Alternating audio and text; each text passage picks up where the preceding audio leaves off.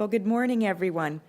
It's my absolute pleasure to be here today to outline how the government is facilitating the development of clean geothermal energy, an emerging resource that can help diversify Alberta's economy.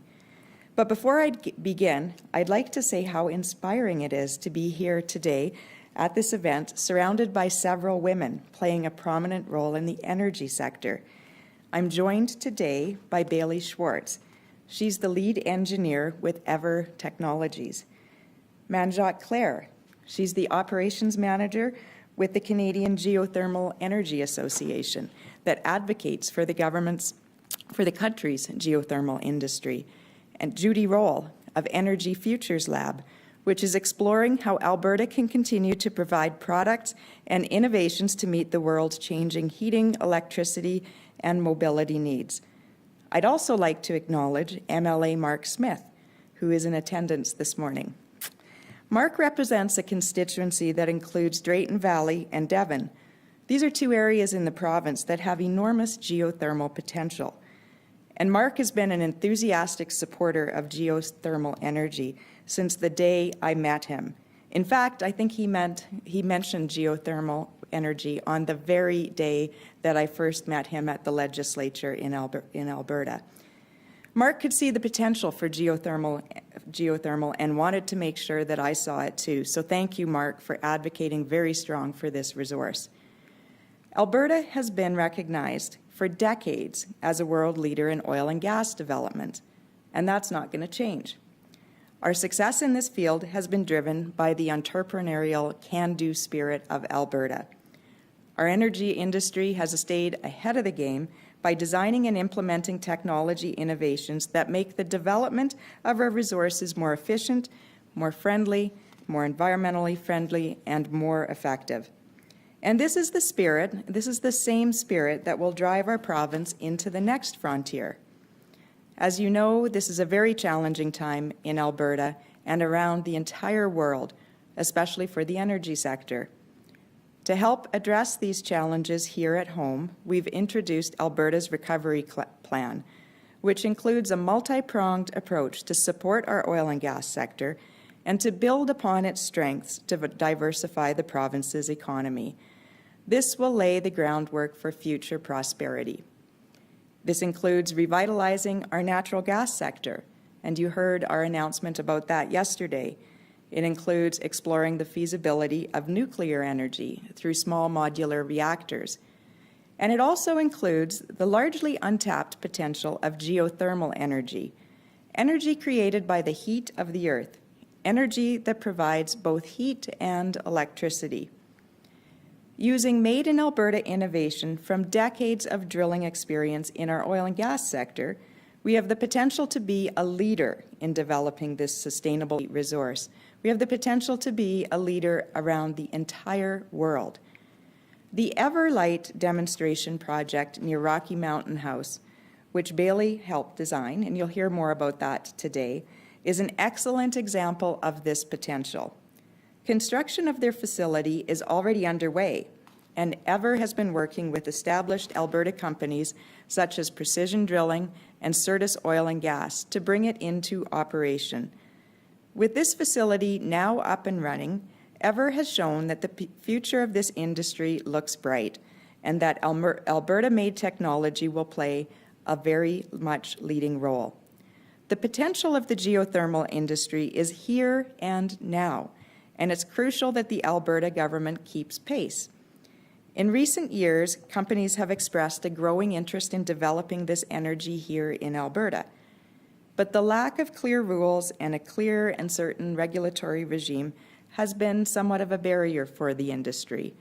That's why, as part of our recovery plan, the Alberta government is developing a new policy and regulatory framework to create the conditions to harness the Earth's geothermal potential.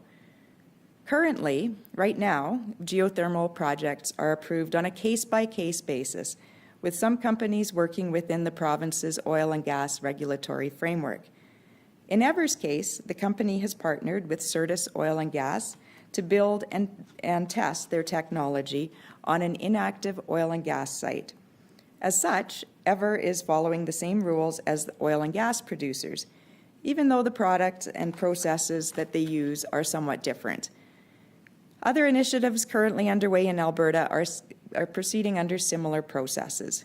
That includes Razor Energy's oil geothermal co-production project near Swan Hills. It also includes Alberta No. 1, which is exploring the geothermal potential near Grand Prairie. But approving these projects on a one-off basis is not ideal, and it does not provide the predictable policy and regulatory framework that investors look for. That's why we are bringing in policy to provide certainty and to set up an efficient and predictable regime.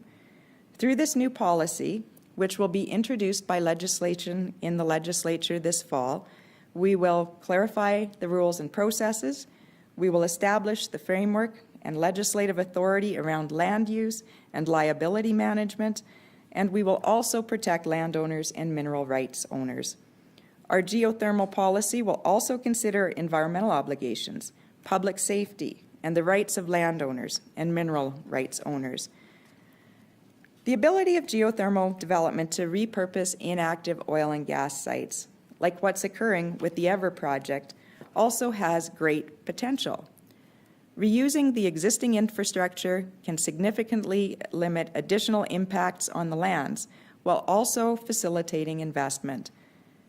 To ensure that this policy framework hits the right notes and has the ability to attract investment, the government will be engaging this fall with key industry partners, as well as landowners and mineral rights owners. We'll be doing this prior to implementing the final policy.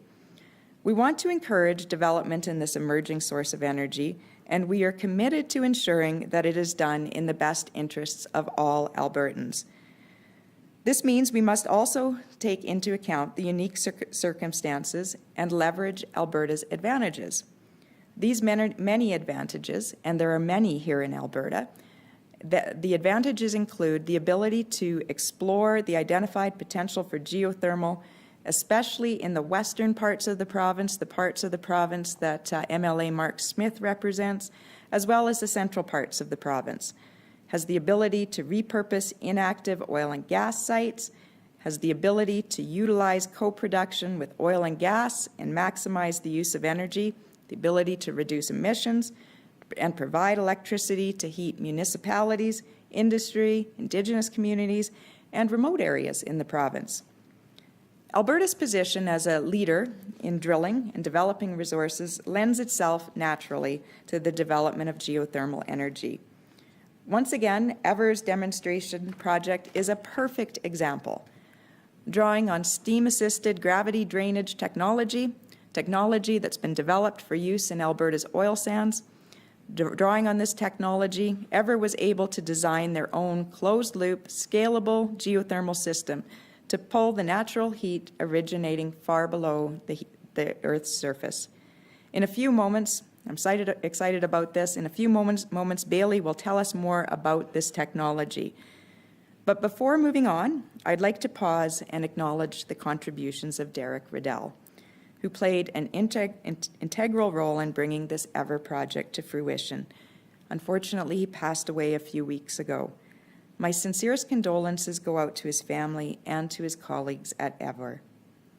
As Derek, Bailey, and the team at Ever have demonstrated, developing leading-edge technology takes vision, passion, and dedication.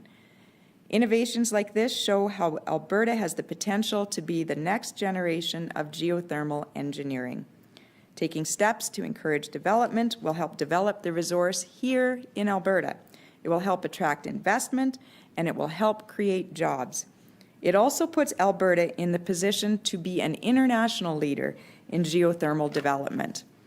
Alberta already has a rich history at being at the forefront of oil and gas and being at the forefront of resource innovation. Establishing a new regulatory and policy framework for geothermal will help more sustainable, low-emitting projects like this one, like the Ever project, will help it move forward, reinforcing Alberta's reputation as a responsible energy producer. Thank you again for joining us today. I'd now like to invite Bailey to provide some more details on their exciting project that's underway in Alberta. She will then be followed by Manjot and Julie. Bailey, over to you.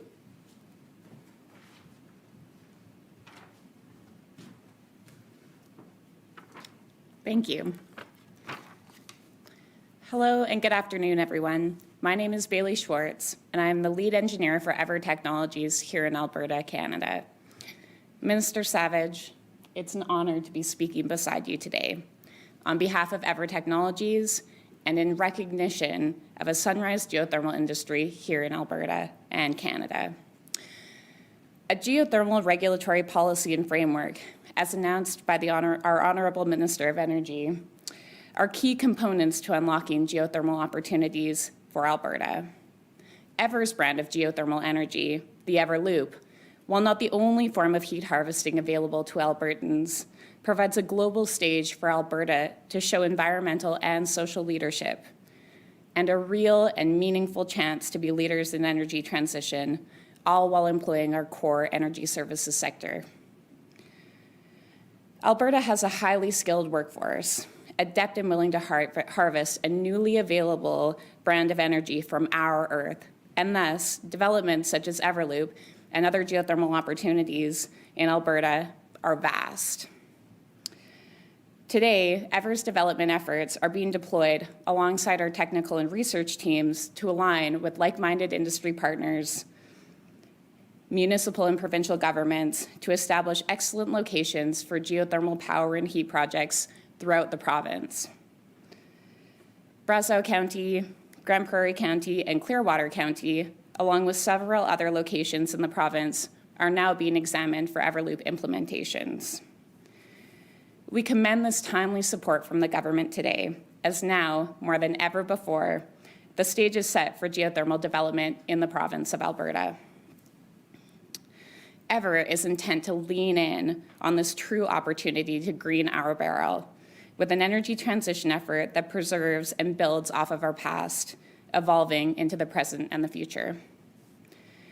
Ever is the world's first truly scalable, clean, baseload and dispatchable form of power generation, steeped in technology developed and perfected here in the Alberta oil sands and energy sector. It is exciting and satisfying to know that innovations, such as multilateral drilling techniques and more, that were designed for the more traditional energy sector, have found a home in a green and clean solution like the Everloop. It's a wonderful swords into plowshares story for Ever and for us all. Thank you. And now I'll invite Manjot from Kengia to the podium.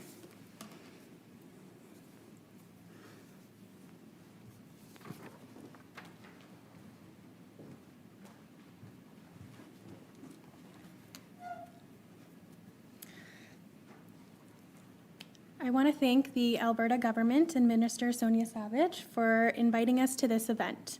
This is an incredibly important moment for both the geothermal industry and the energy sector here in Alberta. My name is Manjot Claire. I am the Operations and Policy Manager at the Canadian Geothermal Energy Association. Kengia was founded in 2007 and represents the interests of our member companies and the primary goal of unlocking the country's tremendous geothermal energy potential. Kengia has spent numerous years advocating for the geothermal industry in both Alberta and the rest of Canada, and to see this level of progress is remarkable. Alberta itself has significant geothermal potential, not only as a natural resource, but as a way to create jobs, boost the economy, reduce greenhouse gas emissions, and move towards a more sustainable Alberta. The province has accessible geothermal resources suitable for district heating and other space heating opportunities. Some locations can also support electricity projects. Within Alberta, there are three main geological regions for geothermal resources. They include the Rocky Mountains, the Western Canada Sedimentary Basin, and the Canadian Shield. Each geological region of Alberta can present distinct geothermal systems for utilizing geothermal energy. Geothermal energy can provide competitively priced, renewable baseload energy to the Alberta market and is a part of the solution to growing concerns about securing sustainable and cost-effective energy sources. It is important to recognize that these new policies will help integrate renewable resources into Alberta's already existing energy industry. The geothermal industry also has an ample amount of job transferability opportunities from mining, drilling services, to oil and gas extraction. This is an opportunity that will provide workers jobs with high transferability and no learning curve. The geothermal industry can also provide Indigenous communities across Alberta with social, economic, and environmental benefits for themselves and their traditional lands. This is the type of policy change our generation wants the government to make, and Alberta is delivering on making our future more sustainable. Kangia is looking forward to the new opportunities that will come from this announcement. Thank you, and now I'll invite Julie from Energy Futures Lab to speak.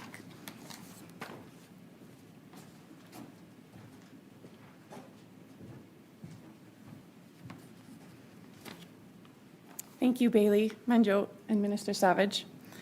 Since 2015, we at the Energy Futures Lab have been asking ourselves, how can we leverage Alberta's leadership position in today's energy system to create the energy system that the future requires of us?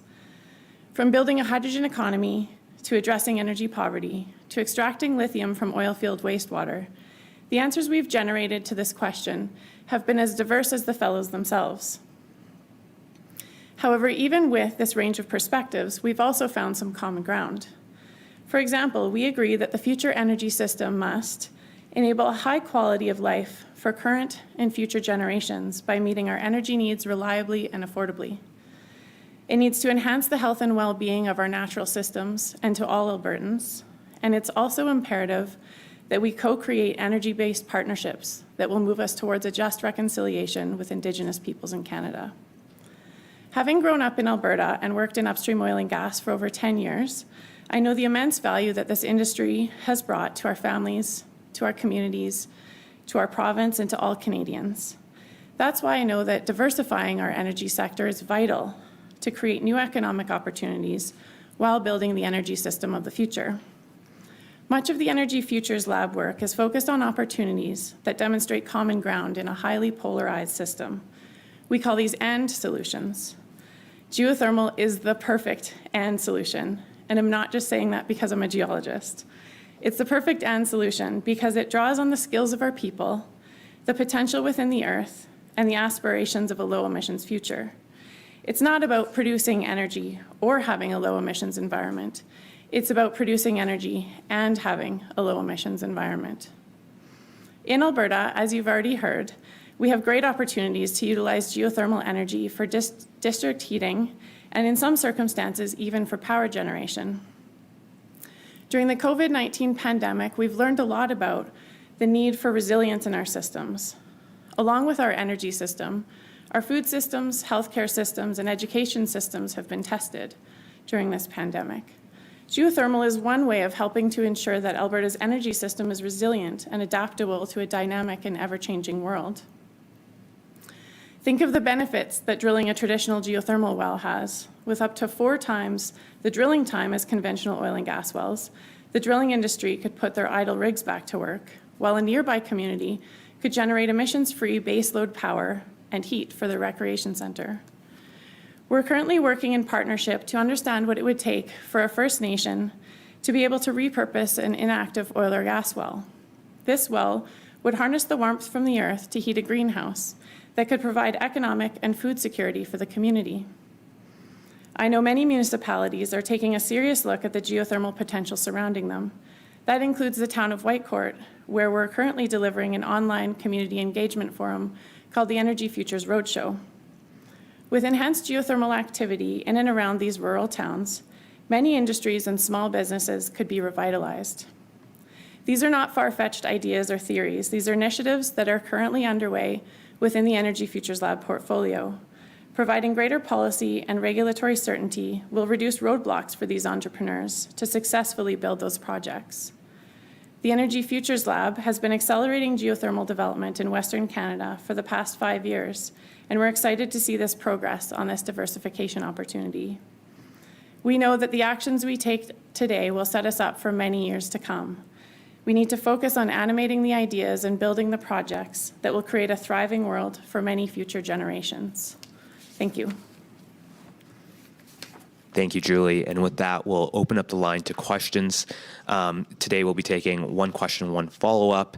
And for those on the line, can you please indicate who you will be directing the question to? And with that, operator, can you please put through the first caller? First question comes from Wallace Snowden of CBC. Your line is open. This question is for Minister Savage. There has been some suggestion that Alberta is concerned about Ottawa's plastics ban. Wilkinson said this morning that there is no conflict between the ban and Alberta's intention to establish itself as a recycling hub. He says the plan will help, not hinder Alberta's strategy. I guess, how would you respond to that? Well, I guess just having looked at the announcement this morning, I guess it's really clear that the announcement is not just about Alberta, but it's about the entire country. It's about every person, every single household who uses plastic in their daily lives. And we know that plastics are the foundation of the modern world. We see that during the COVID pandemic and the use of plastics. We use it in every single thing that we do. Every minute of the day, we're using plastics. And I think that we need to be sure, and the federal government needs to be working with the provinces on initiatives like our natural gas vision, the initiatives we announced yesterday. And in that vision, there's a solution, and we talk about the full life cycle approach to plastics, including recycling. So I think that's the foundation part, is that we need to be the federal government needs to be working with the provinces, needs to be supporting things like our natural gas vision, and needs to be supporting things like our full life cycle economy for plastics. Thank you, operator. Go ahead, Wallace. Just to summarize, so do you see then the federal plastics ban infringing on Alberta's strategy to become a continental recycling hub in any way, or do you see these policies as aligned? Well, it's not a ban on use of plastics. It's on single-use plastics. And as we announced in our natural gas vision yesterday, we have part of our recovery plan in Alberta is to incent and to bring in more petrochemical activity. That includes manufacturing plastics. So we would just say that is Alberta's jurisdiction. It's a key part of our economic recovery strategy. So we'll be following that announcement from the federal government and each and every announcement to ensure that it doesn't infringe on our constitutional jurisdiction and to ensure that it doesn't infringe on our ability to recover our economy and doesn't infringe on our ability to diversify our economy. So we're always concerned when Ottawa gets up to a podium and announces any policy. We're always concerned with it, no matter what they're talking about. Thank you, Wallace. Operator, can you please put through the next caller? Our next question comes from Jeffrey Morgan of Financial Post. Your line is open. Hi, thank you for taking my question. First one for Minister Savage on the plastics issue again. Are you concerned that a single-use plastics ban will affect the future market for plastic products that would be produced by petrochemical facilities? Well, I think one thing that we know for sure is the federal government has to send a signal to investors, that Canada is open for business. We do that every single day to suggest that Alberta is open for business. That's what our announcement today is about. Today, our announcement is about ensuring that we have a stable regulatory climate, a stable policy climate to advance geothermal. We need to do the same with plastics, and I think a recognition from the federal government that plastics are a part of everyday life in Alberta and around the world, and that there's a positive future. I think that would be helpful for them to ensure that message gets out as well, because those plastics are going to be manufactured somewhere. They're going to be, and if it's not here in Alberta, it's going to increase manufacturing in other places. We want it in Alberta because we need it to diversify the economy and to create jobs. Jeff, do you have a follow-up? Okay, thank you. I do, yes. Focused on the geothermal announcement today. Do you have a projection for when these policies and when this framework would be in place? And so, as a result, when would companies like Ever and others be able to apply to drill a well under this new regulatory framework? Sure. Sure. We'll be introducing legislation this fall, in the early session of this fall. It'll be placeholder legislation because we want industry to take a look at that legislation and make sure it hits the marks, make sure that we're regulating in a thorough manner, make sure that we're doing things right. So we'll have legislation introduced very early this fall, along with some policy pieces around that. But right now, these projects are still going ahead on a case-by-case basis. A project comes forward, and we will proceed with it with a regulatory regime on a case-by-case basis. So there's nothing that's impacting these projects for getting underway now. And I know we've got projects under construction now and more coming in January. But that's not ideal. That's not ideal to do it case by case. We need to have a certain a framework that's there for investors to see so we can attract more investment. Thank you, operator. Can you please put through the next caller? Our next question comes from Emma Graney of the Globe and Mail. Your line is open. Yeah, g'day. This question is for Minister Savage. When it comes to geothermal, it's often an expensive technology, although it has massive potential. So is there any view from government to potentially have some investment money or tax credits or anything along those lines to really spur geothermal investment here? Sure. Well, we've had a number of these projects have received some funding from Alberta Innovates and from Emissions Reduction Alberta. They've received funding from the federal government on these demonstration projects and to get them going. But we see to attract the kind of investment and the potential we have here in Alberta for geothermal, we need to do two things.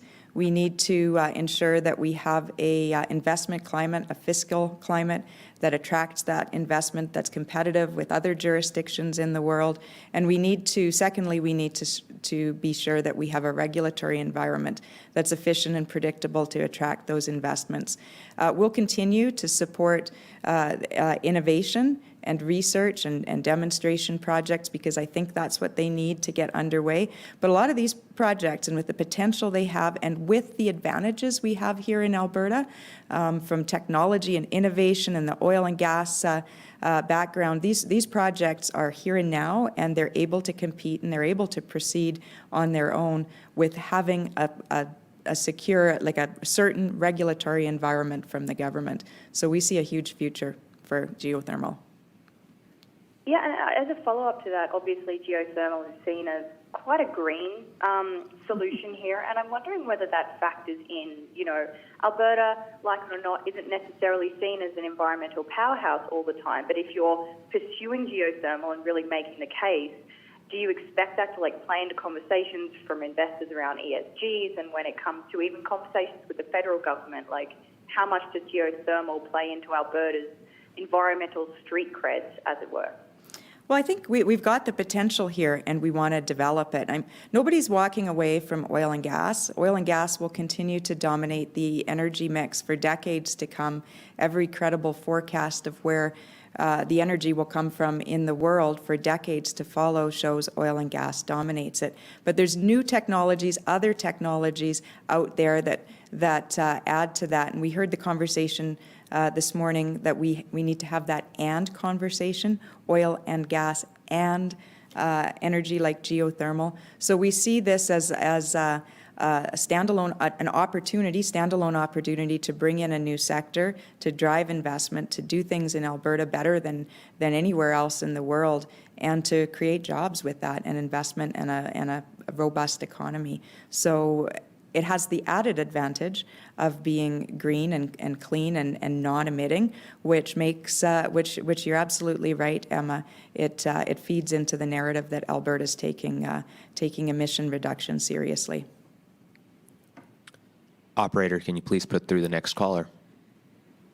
Our next question comes from Crystal Oak of Global News. Your line is open.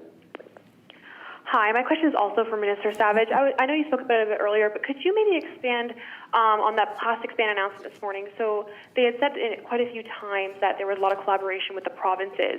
Do you feel like Alberta's voice is heard in those collaborative conversations? Sometimes not. Depends on the issue, and I think in every instance, whether it's a plastics ban, whether it's clean fuel standards, or any initiative that Ottawa's doing, Bill C-69, the starting place for any of that is that some of these areas are within the exclusive constitutional jurisdiction of Alberta.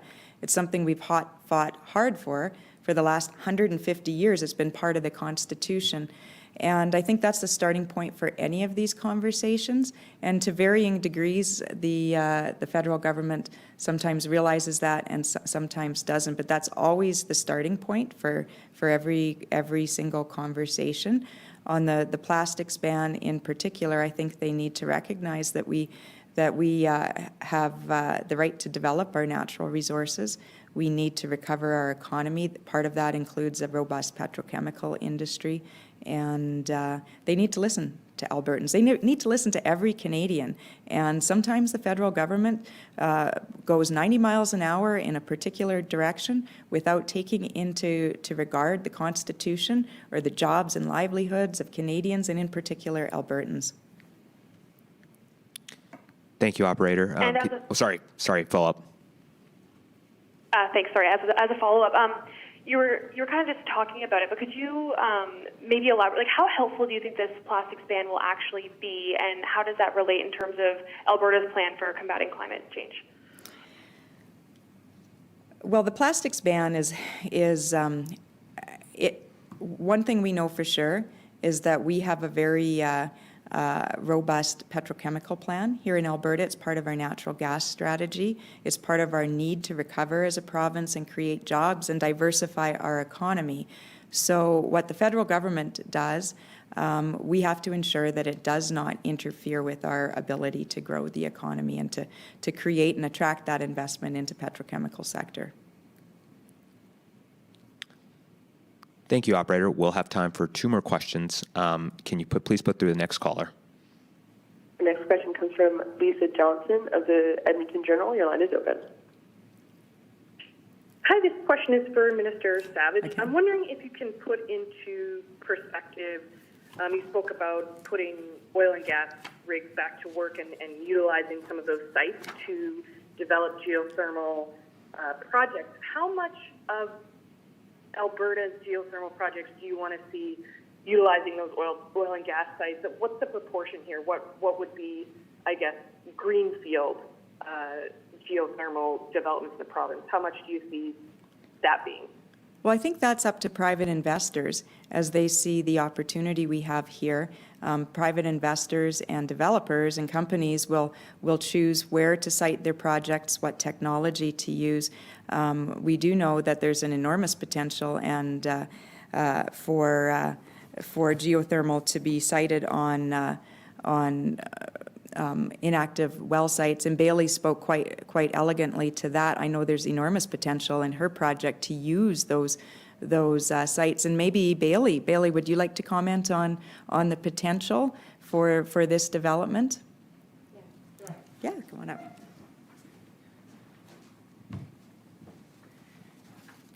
Sure. So that's exactly what we've done at our demonstration project itself. We've actually partnered with Certus Oil and Gas. We're using existing infrastructure, so we minimize our surface impact, any additional impacts. As we evaluate projects on a global basis, we really look at any existing infrastructure that's currently in place that can actually improve either our ability to execute the projects. We would look at existing wells, if that makes sense, existing well sites. Ultimately, it is kind of dependent on the project, but I think there's a huge opportunity, especially in Alberta, and with the technology like Everloop, where there's a large area that it's applicable within. There's certainly a big opportunity that we see to repurpose existing infrastructure and improve efficiency that way. Perfect. Thank you. And last question. Operator, can you please put through the last caller? Our next question comes from Dave Kaiser of 660 News. Your line is open.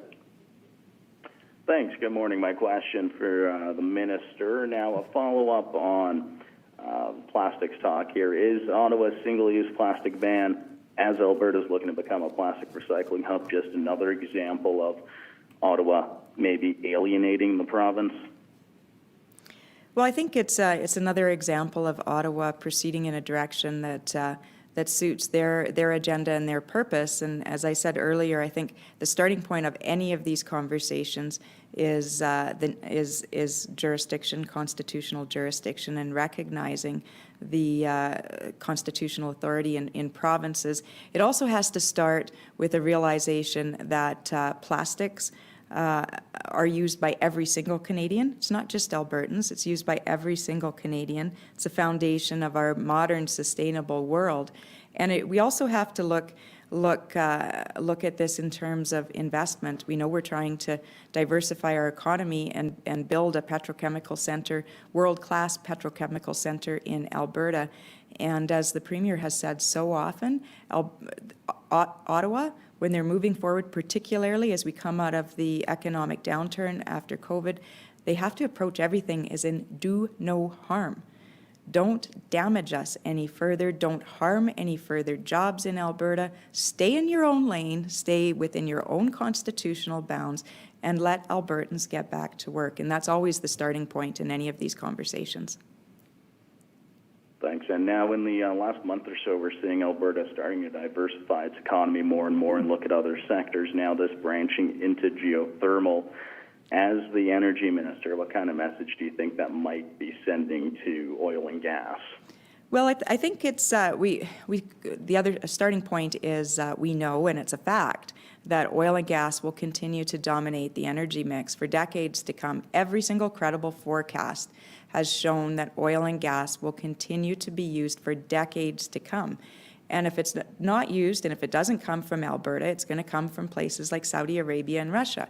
And just this week, Saudi Aramco was talking about the opportunity it has to ramp up its production back up to 13 million barrels a day to take the market back from other companies that have moved on from oil and gas. So we know it's going to continue to be used, oil and gas. We have it here in Alberta.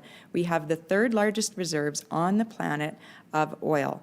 We reproduce it responsibly. And if it doesn't come from Alberta, it's coming from somewhere else. So that's why we continue to support our oil and gas sector, to ensure that it grows, to ensure that it remains healthy, and to work with them to lower emissions per barrel. But there's also other opportunities, and every one of those forecasts out there shows that the world will start using other forms of energy, and that includes small modular reactors, nuclear, it includes geothermal, it includes hydrogen. The world is going to be using more of that energy too. And in Alberta, we have the potential to be world leaders in it. We want that investment to come to Alberta. We have the resource here. In fact, we have a lot of advantages in developing the resources here, building on the technical expertise and the decades of experience from our oil and gas industry. So I don't think the two contradict each other at all. They don't contradict each other at all. In fact, our move to diversify our economy, to incent investment in new sectors, actually complements all the work that has been done for decades in oil and gas. Thank you, and that's the end of our press event today. Thank you to all the participants and callers.